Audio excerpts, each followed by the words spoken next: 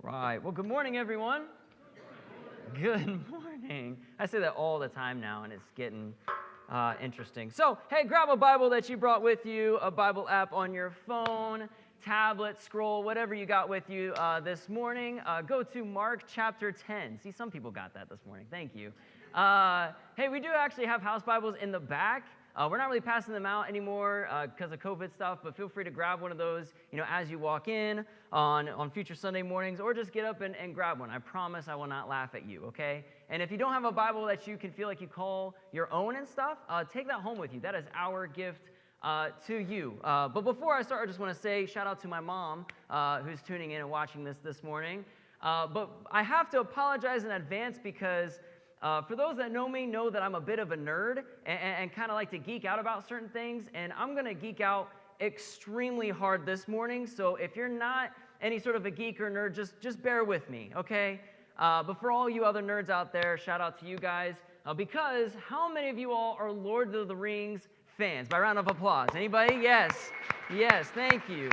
I'm not the only one. It's going to be a good morning. So I love the Lord of the Rings. I am always and forever will be a Star Wars fan first and foremost, but The Lord of the Rings is one of my all-time favorite series. And so The Lord of the Rings, for those who aren't so familiar with it, it is a trilogy of books written by this guy named J.R.R. Tolkien.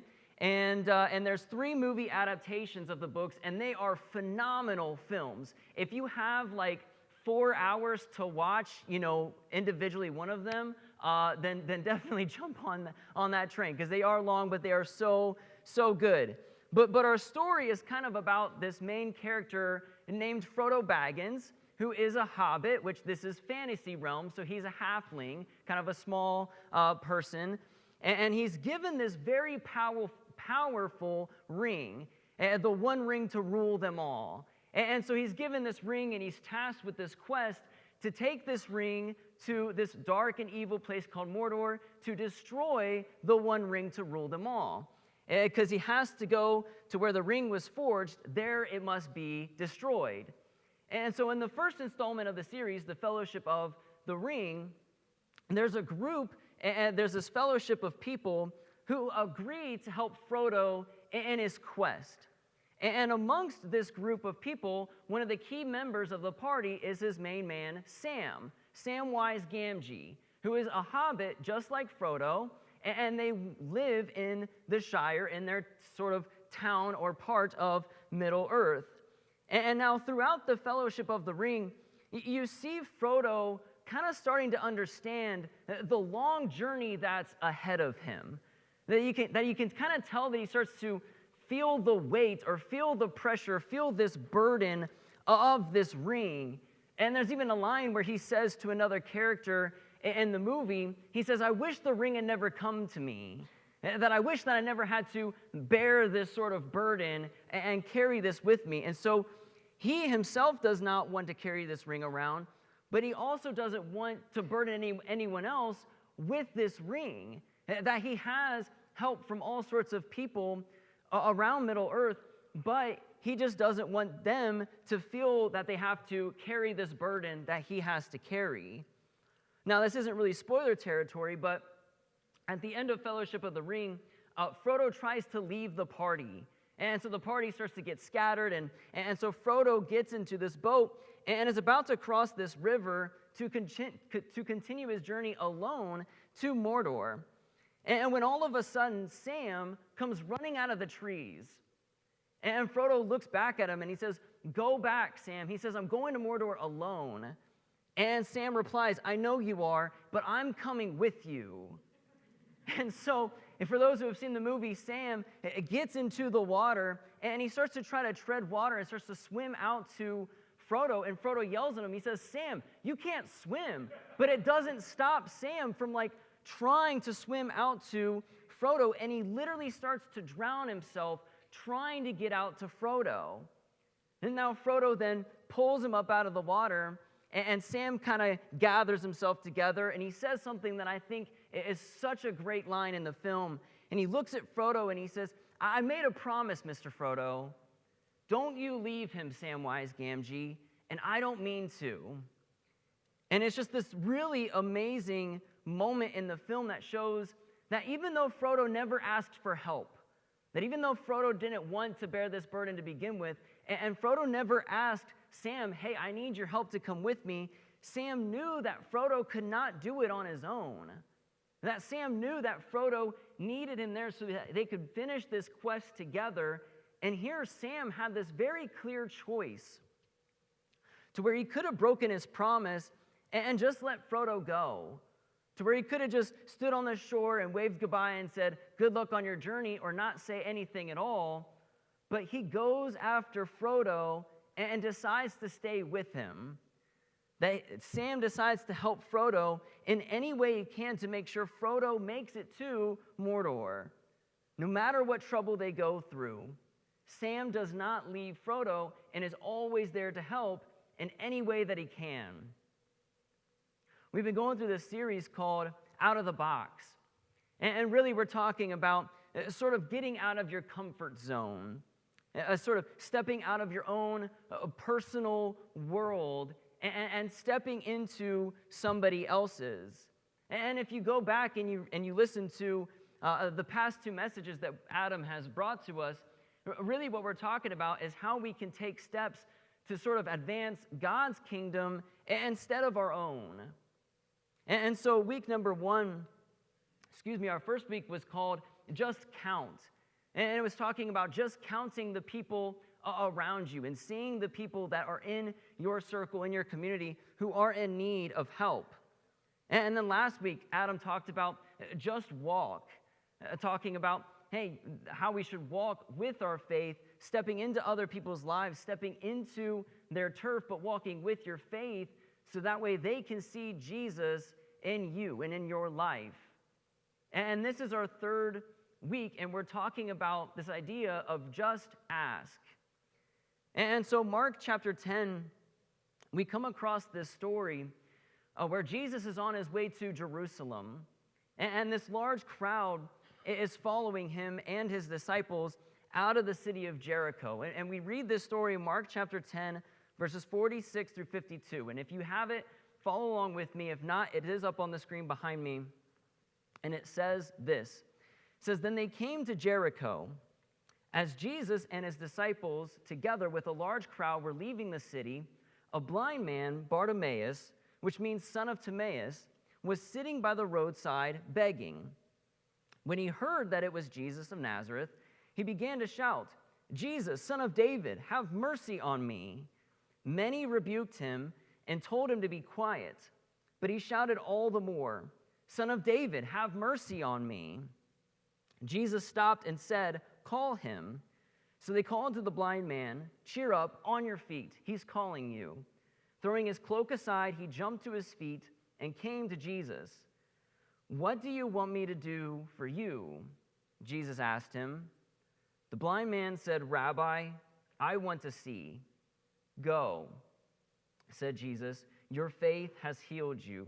And immediately he received his sight and followed Jesus along the road. And so as this large crowd is following Jesus out of the city, this blind man named Bartimaeus hears about Jesus coming along the road. And now Bartimaeus probably has heard many stories about Jesus and has probably heard some of the miracles that he's done and might have thought, hey, maybe this guy can heal me. So then he decides to shout out to Jesus by saying, Jesus, son of David, have mercy on me. But then he gets rebuked, like he gets criticized and people try to shut him up. And so he shouts all the more. And then Jesus calls for him and then asks Bartimaeus this very simple question, what do you want me to do for you? Now there's two big things that stand out to me here.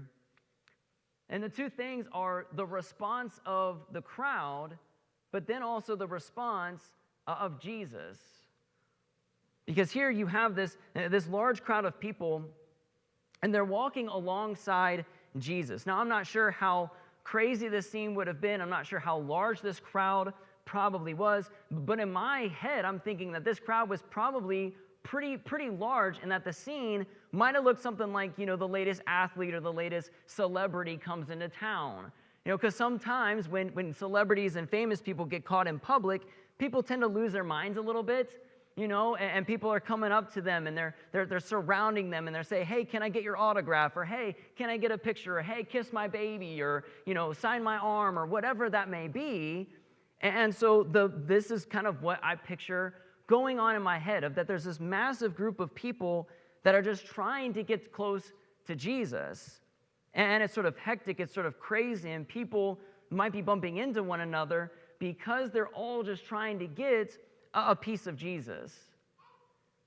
Now, what's interesting is that Mark doesn't really say much about the crowd, but we actually have the same story recorded in the books of Matthew and in Luke. And on both accounts, they include a little detail about the crowd that I think Mark kind of misses. And so if we look at Luke chapter 18, verses 35 through 39, it says, as Jesus approached Jericho, a blind man was sitting by the roadside begging. When he heard the crowd going by, he asked what was happening, and they told him, Jesus of Nazareth is passing by. He called out, Jesus, Son of David, have mercy on me. And those who led the way rebuked him and told him to be quiet, but he shouted all the more, Son of David, have mercy on me. That according to Luke, and also Matthew even states this in his version of the story, it was the crowd that rebuked Bartimaeus. Now, it doesn't really specify who all is a part of this crowd, and some of this crowd might have been true followers of Jesus, that they might have made that decision and said, yes, Jesus, you are Lord, and we will follow you not just physically in this moment along this road, but we will follow you spiritually with our lives. And others probably may not have really made that decision yet. But in this moment, all of these people are literally walking alongside Jesus. And when a blind man cries out for help, because he hears these stories about this guy who could possibly heal him because Jesus has done these miracles before, and so this blind man, Bartimaeus, cries out for help, the people rebuke him. Now, the definition of rebuke is to give sharp disapproval or criticism because of one's actions. And so the people in the crowd, they aren't just flat out ignoring Bartimaeus, that they're criticizing him, that they're rebuking him, and they're telling him, hey, be quiet. This isn't just a typical shh and try to get him to be quiet, but they're criticizing Bartimaeus for reaching out for help. But Jesus has a different response. That in the midst of all of this noise, in the midst of all of this craziness of the crowd and the need for sort of crowd control in this moment, Jesus calls for Bartimaeus. Now, what's also interesting to think about is what might be going on in Jesus' head in this very moment. Because again, Jesus is on his way to Jerusalem. Now, this isn't just a regular trip to the big city or anything like that, but he is on his way to the cross. And that he is on his way to be sacrificed, to be killed for the sins of the world. And this right here is sort of Jesus' big goal.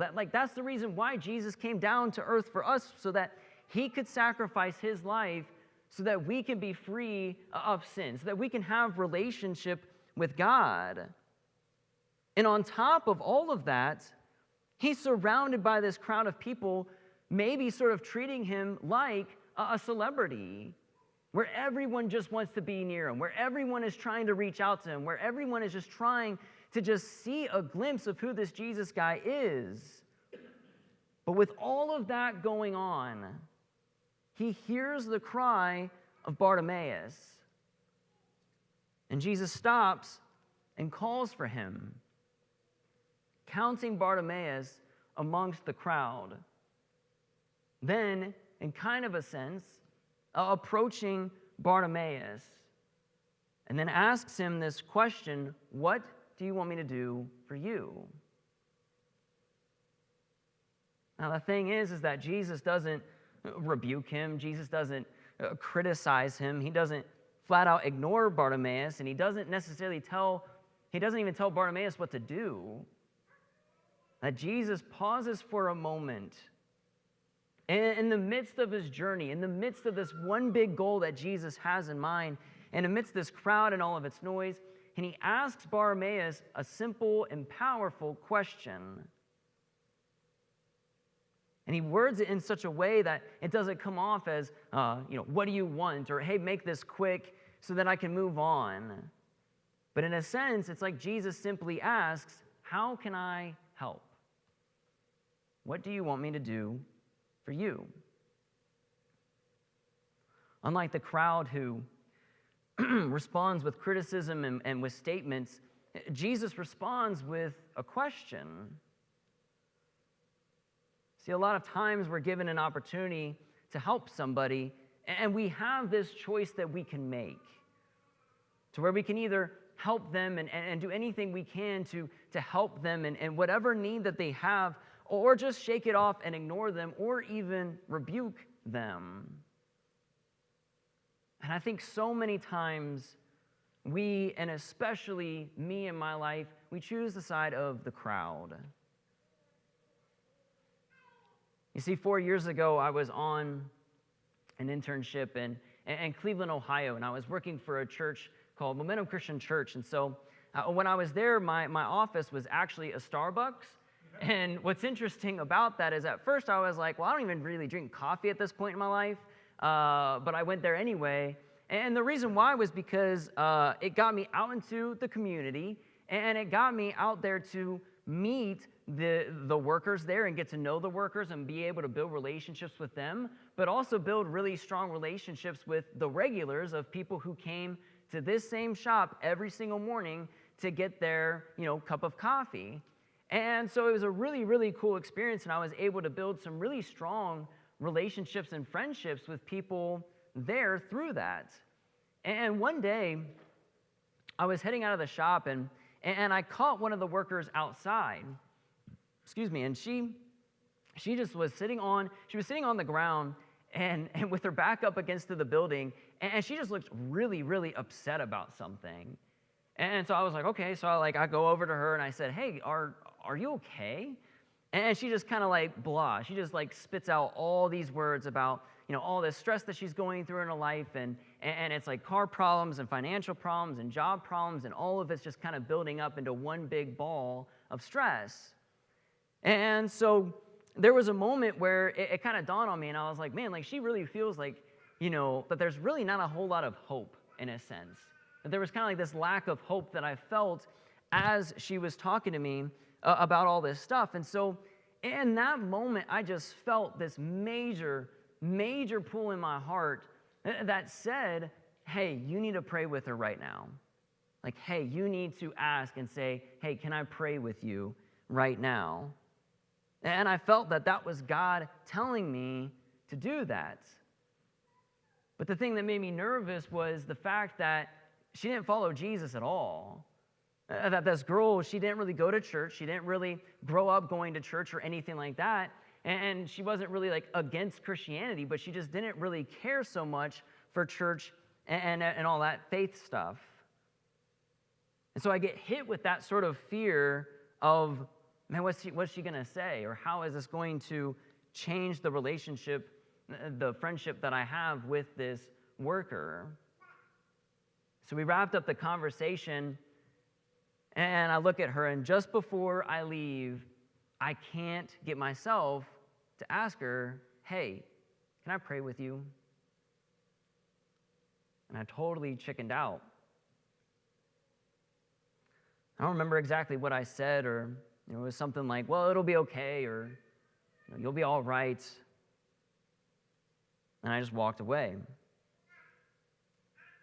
And I remember I got in my car that day, and as soon as I started the engine, I just had this massive meltdown to where I was getting so frustrated with myself and just feeling so guilty or just regretting that, why didn't I just pray for her? I mean, all the worst that she could have said was no. But instead, I chose to just look at her and say, well, you'll be all right, and then walk away.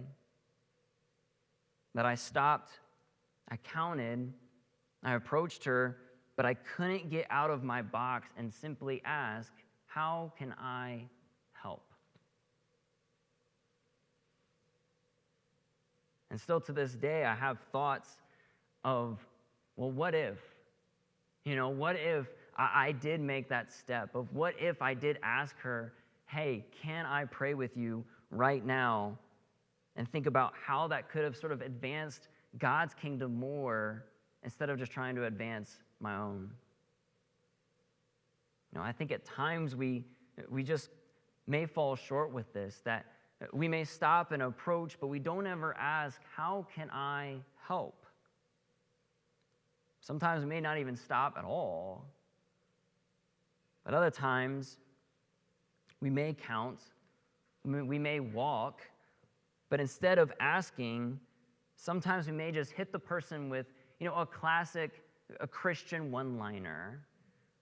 It's like somebody is in desperate need of help, and so you don't want to look bad, and so you just look at them and you pull the whole, well, just give it to Jesus. Just God will provide. Just have faith. God's got a plan. He'll work it out for you. Just let go and let God. Or my personal favorite, I'll pray for you. Now, any of these statements are not bad statements at all, that there is truth to these statements, but at times when we say these things, sometimes we just say them just to say them. And we don't ask to help the person at all. One of our elders here, Dave, he shared this story with me this week and with a few others. And he was up in Palma recently with his wife visiting their new grandbaby. And he said that throughout the week he'd been having quite a bit of back problems. Dave is getting a little on the older side, but that's okay. We still love him anyway. But he also said that he wasn't sleeping very well, that all the surfaces that he had to sleep on were just not very great surfaces for him. And so this one day, him and his wife, Les, are at Target, and they get out of the car and they start walking to the store. And I guess Dave must have had a little trouble getting out of the vehicle because he's been having all these back problems, and they've just been killing him. So he's walking across the parking lot, and you get to that part where there's like the sidewalk in front of the store, and you have to kind of cross that way where cars are coming and stuff. And I guess Dave must have took a little longer to cross it. I don't know. But Dave finally gets to the sidewalk in front of the store, and this lady pulls up with her car, puts down the window, and all she does is shout at him, "I'm praying for you, sir. I'm praying for you in your pain." And Dave's looking around like, who, me? And I guess I don't think they had much of a conversation after that. That all she said was, "I'm praying for you, sir, in your pain," and then she drives away. And he doesn't even know this woman at all. And so now I don't know if this lady was actually being genuine and saying this because she was really actually concerned for Dave, that I might give her the benefit of a doubt that she actually did drive off and was praying for him. But I also can't help but think, or maybe she was just annoyed at him, right? Like maybe she was just so annoyed that it took him so long to cross the road that she had to shout that at the window. So instead of like, "Oh, I'm praying for you because I actually care about you," it's, "I'm praying for you because I need to, because you won't get out of my way," right? And so sometimes, it's almost like sometimes we have a tendency to just do this sort of thing, where we say this good Christian one-liner in response to someone in need and not actually follow up with that statement. Now, again, these things are not bad to say at all. That these statements, there is truth and there is good stuff to saying these things, but sometimes I think we may use these statements to make us look good. And at times we may make these statements to make us not look like the bad Christian or anything like that, because in reality, we don't really want to help the other person at all. So that's why we say things, "Well, I'm praying for you," when we may actually not end up doing it. Or we say things like, well, just trust in Jesus because you want to look like you're following God, but in reality, you're also not wanting to help. And instead of asking, how can I help, or what do you want me to do for you, we tell others what to do. Not willing to actually step out of our box to ask for help. Philippians chapter 2, verses 3 through 8 say this. It says, "Do nothing out of selfish ambition or vain conceit. Rather, in humility, value others above yourselves, not looking to your own interests, but each of you to the interests of the others. In your relationships with one another, have the same mindset as Christ Jesus, who, being in very nature God, did not consider equality with God something to be used to his own advantage. Rather, he made himself nothing by taking the very nature of a servant and being made in human likeness. And being found in appearance as a man, he humbled himself and became obedient to death, even death on a cross." Here, Paul is talking about humility and how followers of Jesus are supposed to follow his example. And how this time of year is such a wonderful year to remember this moment of how Jesus came into our world, how Jesus humbled himself to make himself of a human and taking the very nature of a servant. That Jesus steps into our world and serves his creation. For the Son of Man did not come to be served, but to serve. Matthew 20:28. That like Jesus, we should be putting others before ourselves, putting their needs, their desires, their wants before our own, serving others by giving meals or even at times giving funds, sacrificing your time and energy to serve them, caring for others by simply giving a hug or being with them or praying alongside them, reaching out to them with a phone call or a text or even a letter at times, caring for others by simply offering hope, carrying other people's burdens by walking alongside them.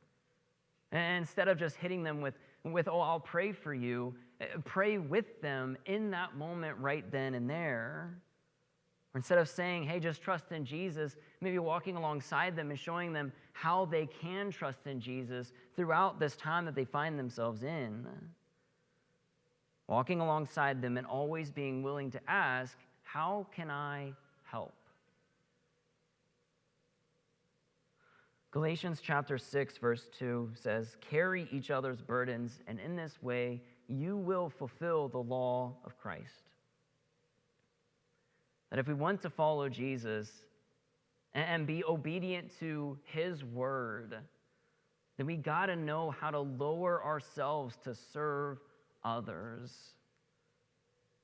That instead of ignoring the people who are in need, or instead of rebuking them, or instead of just hitting them with a classic Christian one-liner, asking that question, "How can I help?" And what's crazy to think about is how when you ask this question, it really is a humbling statement to say, because when you ask that question, "Well, what do you want me to do for you? How can I help you?" you are really lowering yourself to that of a servant, because you're saying, "Anything you need, how can I help you?" Just like the way Sam served Frodo in The Lord of the Rings. That no matter how hard their journey was, that Sam was always there. Now, what's interesting is that while Sam chose to stay with Frodo, that Sam was actually tasked to go with Frodo in the first place. That it was really another character named Gandalf who was their kind of party leader and the one that gave Frodo this big quest in the first place, that Gandalf was the one to sort of ask Sam and sort of tell him, don't you leave him, Samwise Gamgee. And Sam kept his promise. No matter how dark, dangerous, or scary, or hopeless their journey seemed, Sam constantly put Frodo's needs before his own. That he helped Frodo no matter how hard the journey was. And not once did Sam ever think about his own needs. That he never thought about his own desires, his own dreams, his own goals in his life, that it was all for Frodo.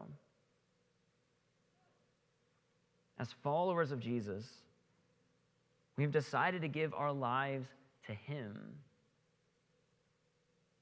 And in that process, it's like we promise to follow his example, to live as Jesus would live, putting other people's needs before our own, humbling ourselves, instead of turning people away who need help by ignoring them or rebuking them, stopping for a moment and simply asking them, how can I help?